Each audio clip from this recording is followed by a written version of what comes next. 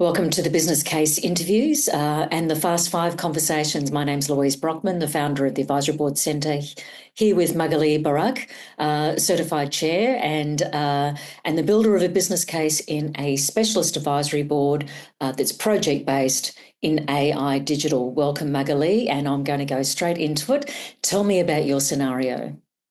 So the scenario was a small private wealth office that was interested as a trigger in a way. It was that AI, they could see how AI could boost efficiency. The office is pretty small, and the CEO was actually quite open to test AI using internal resources and purely internal resources. Right. So you would have had to build the business case around that, Magali. So tell me about the business case. So in a way, the good thing is I was already an investment committee advisor. That was the pool motivation. I actually championed AI to them, and they were ready to, as a business case, to explore it and go without any extra budget. So that was a kind of a push constraint, so only internal. And the goal was to improve the workflow, and they could already see that AI could improve their efficiency. Okay, so they already were pretty aware around what the business case could be. What was your thinking around the advisory board strategy? So my thinking was to keep it really targeted, very small in time, 3 to 6 months. And again, it's an AI project advisory, so AI only. The sponsor is the CEO. I am the chair / expert, so keep it really, light and effective, while still the CEO reported each progress we made to the board to keep the structure. Yep. Okay, all right. So it was really super targeted. And best practice, we talk about the principles of best practice around clarity of scope, structure and discipline, measurement, independence and fit for purpose. How were those best practice principles applied? And really, those best practice, the beauty of them is it helps, let's take clarity of scope, with the CEO and I being clear what was the goal and keep it within the team's ability. So don't reach for the star, but build the moon base, if you will, at first. In terms of structure and discipline, what I like is the best practice principle tell us have regular agenda and notes to keep you on target and keep you honest.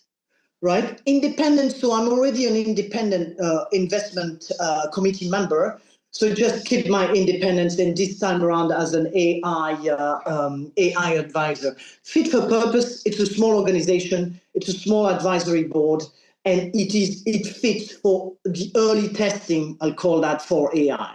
It was a great pilot test. So the principle around measurement of impact, what impact did this short-term project advisory board have? Right. So one really good thing is the cost. Cost efficiency, since we used only internal resources, and obviously I was already there and the CEO is there. So the cost layout was none. And the efficiency, so for simple tasks, we could see that someone, like you're searching for documents, it would go from, let's say, 3 hours down to 1.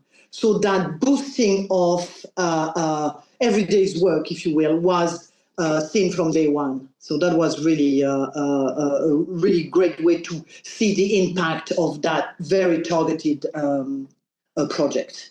Thank you. And when you're looking at applying those principles, if I put that into context, it's different to consulting because there was a charter, there was a clear agenda. You step back to enable them to be able to step up and build their capability rather than you going in as a consultant doing it for them.